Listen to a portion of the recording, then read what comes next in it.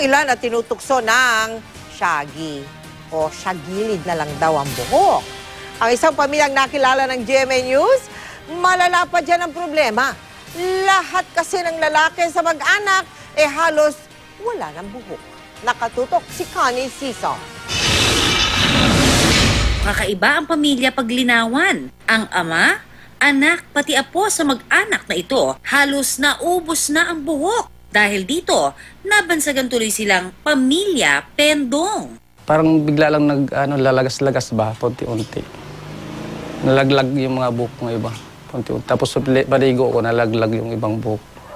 Medyo naiya na rin ako na nagninipis yung buhok ko. Siyempre, mga kasamahan ko, bata pa, makapal ang buhok. Kahit nga yung mga matanda ng kasamahan ko, makapal pa yung buhok. Ako nga, bata pa, nagnipis na ang buhok ko. Medyo nahihiya din ako, pero wala tayong magagawa eh. Ayon kay Dr. Marceliano Cruz, may tinatawag na male pattern baldness ang pamilya paglinawan.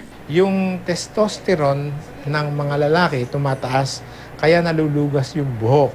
Kapag naman ang hair loss, gaya ng sa mga kaso nila, hindi na ito natural na tutubo ulit. Pero ang ganitong kondisyon, di naman daw totoong sumpa.